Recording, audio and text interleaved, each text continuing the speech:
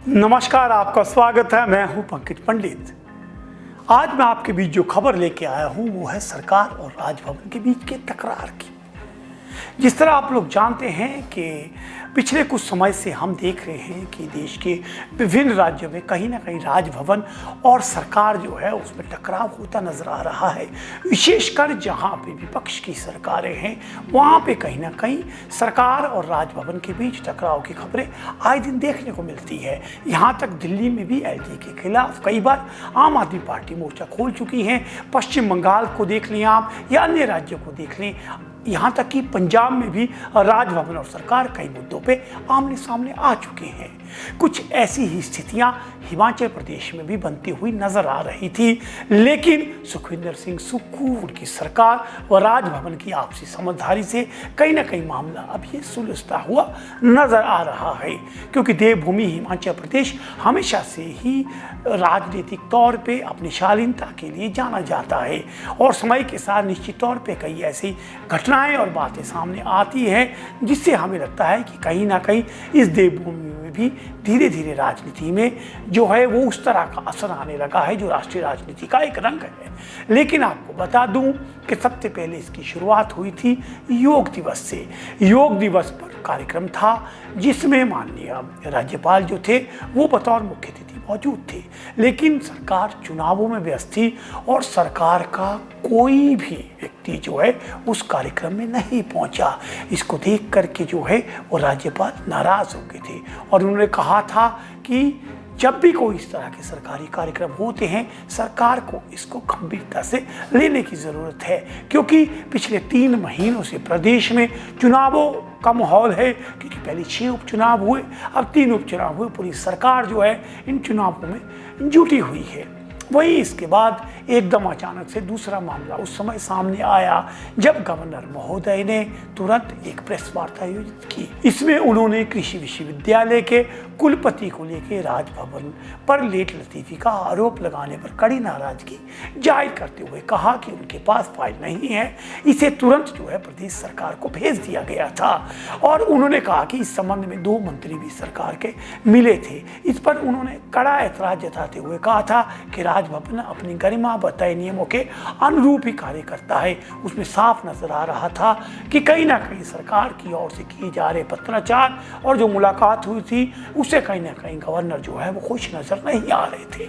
और उस दिन की सबसे बड़ी खबर ये थी कि राजभवन और सरकार में कहीं ना कहीं तकरार देखने को मिल रही है। पालमपुर कृषि विश्वविद्यालय के जो चौधरी सरवण सिंह के नाम से है, ये बताया कि राजभवन में पत्रावली पड़ी हुई है जिसके नाते नियमित कुलपति की नियुक्ति नहीं हो पा रही है। उनकी अपेक्षा सही है कि विश्वविद्यालय में नियमित कुलपति होना चाहिए, तभी अच्छा कार्यभार हो सकता है। लेकिन मुझे लगता है कि इसमें कहीं भी राजभवन की तरफ से कोई देरी नहीं की गई है। हिमाचल प्रदेश विधानसभा ने एक प्रस्ताव पास कर करके भेजा, वही बार बार कृषि मंत्री जी अपना दे रहे हैं। हमारे पास वो आए थे, उनके साथ अनिरुद्ध सिंह जी भी थे। मैंने उनको स्पष्ट कहा दिया था कि भाई मेरे पास पत्रावली राज्य सरकार की कोई है नहीं, लेकिन अब बात चाहे जो भी रही हो, उन्होंने बार इसका बयान दिया। तो हमारे सचिव श्री राजेश शर्मा ने भी इसका स्पष्टीकरण पहले भी दिया था कि नहीं, हमारे पास पत्रावली का वो नहीं है। उसके बाद भी बयान आने के बाद तो जो दोषारोपण मेरे ऊपर होना था, तो मैंने यह उचित समझा कि आप लोगों के समक्ष इस विषय को रख कर करके और हिमाचल प्रदेश के बुद्धिजीवियों से ही पूछूं कि हर प्रदेश में सरकार जो है विश्वविद्यालय के विद्यालयों के शिक्षा के क्षेत्र में बजट का भाग खर्च करती है, लेकिन जो वो चाहे वही हो, ऐसा कहीं किसी प्रदेश में नहीं होता है।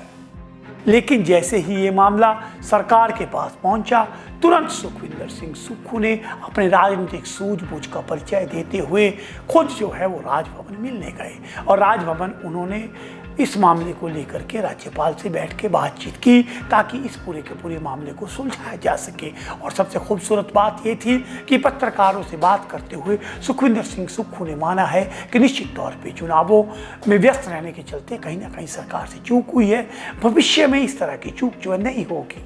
तकरीबन 4 महीने बाद मेरी उनसे मुलाकात हुई और 4 महीने क्योंकि चुनावों में व्यस्त रहे, क्योंकि 16 मार्च के बाद कोड ऑफ कंडक्ट लग गया था, हम भी चुनावों में व्यस्त रहे। निश्चित रूप से मेरी उनसे मुलाकात थी क्योंकि मैंने उन्ना जाना था, तो मैं इसलिए आज उनसे कड़सी मुलाकात करने के लिए आया हूँ। गवर्नर साहब ने अपनी नाराज़गी जताई कि कुछ एक मुद्दे हैं, जैसे कि योगा डे वाले दिन हमारे सरकारी कार्यक्रम था और उस दिन शहर के हमारे मेयर भी यहाँ पर अनुपस्थिति थे। उनकी बात सही है कि जब सरकारी कार्यक्रम है और वो संवैधानिक पद पर बैठे हैं तो वो थोड़ा सा उस चीज़ का ख्याल रखा ना जाना चाहिए। और कुछ कम्युनिकेशन गैप है, तो मैंने कहा कि उसको भी दूर किया जाए। और जो कुलपति वाली फाइल है उन्होंने कोई 3-4 महीने पहले वापस सरकार के पास भेज दी थी और निश्चित तौर पर वो सेक्रेटरी लॉ के पास पड़ी रहेगी, तो उसके बारे में भी उन्होंने मुझे कहा। और जो हमारे बात थी उसमें मैंने उनको बोला कि भविष्य में चीज़ों का ख्याल रखा जाए। तो ये था सुखविंदर सिंह सुक्खू का बयान जो बता रहा है कि प्रदेश में राजभवन और सरकार के बीच टकराव जो है अब हालात सुधर गए हैं। और सुखविंदर सिंह सुक्खू की भी तारीफ करनी होगी कि उन्होंने मामले की गंभीरता को देखते हुए तुरंत स्वयं जो है बयानबाजी करने के बजाय स्वयं इस मामले में राजभवन में जाकर के खुद राज्यपाल से बात की। हालांकि इस मामले को कहीं ना कहीं भाजपा ने राजनीतिक तूल देने का प्रयास किया है, लेकिन सुखविंदर सिंह सुक्खू की इस मुलाकात ने जो है उस पर पानी फेर दिया है। आइए देखते हैं इस मामले पर क्या कहा था बिंदल ने।